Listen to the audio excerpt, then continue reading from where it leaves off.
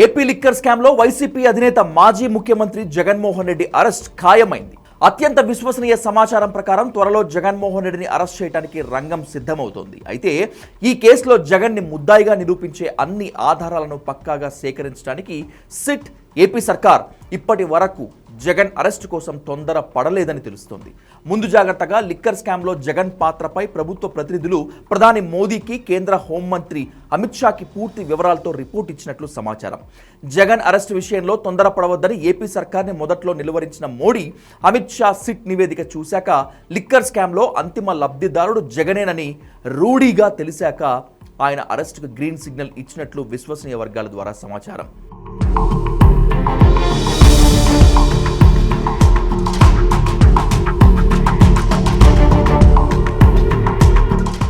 AP liquor స్కామ్లో 40 మందికి పైగా నిందితులపై ఛార్జ్ షీట్ వేసిన తర్వాత మరింత లోతుగా దర్యాప్తు చేసింది సిట్.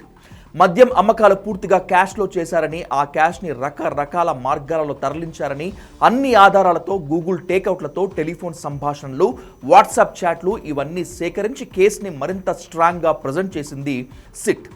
లిక్కర్ స్కామ్లో డిస్టిలరీస్ నుంచి కమిషన్లు, ముడుపుల రూపంలో సేకరించిన సొమ్మంతా కొంత మిథున్ రెడ్డికి, కొంత చెవిరెడ్డికి, మరికొంత రాజ్ కేశ్ రెడ్డికి చేరగా ఫైనల్గా కొంత ఎన్నికల్లో ఖర్చు పెట్టడానికి వెళ్ళింది.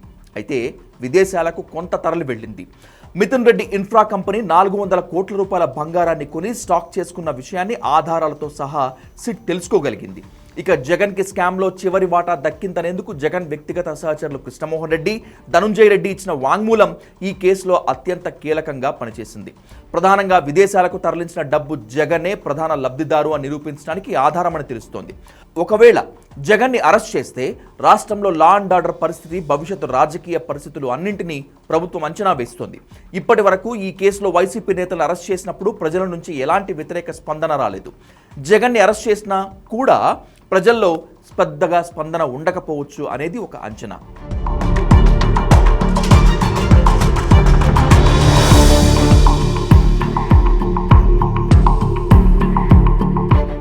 మొత్తంగా లిక్కర్ స్కామ్లో జగన్ అరెస్ట్కి దాదాపు లైన్ క్లియర్ అయిపోయింది. సాంకేతికంగా, న్యాయపరంగా ఎటువంటి సమస్యలు తలెత్తకుండా ముందు జాగ్రత్తలు తీసుకుంటున్నారు పోలీసులు. అవసరమైతే గవర్నర్ను కూడా సంప్రదించి తగిన అనుమతి తీసుకున్నాకే జగన్ అరెస్ట్ విషయంలో ముందుకెళ్లాలని భావిస్తున్నారు.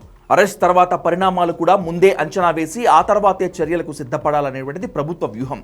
ఏది ఏమైనా ఎన్నికలకు ముందు జగన్ అరెస్ట్ చేస్తే అది సానుభూతిగా మారే ప్రమాదం ఉంది కనుక ఇప్పుడే అరెస్ట్ చేసి కేసును ముగించాలనేటువంటిది సర్కార్ ప్లాన్.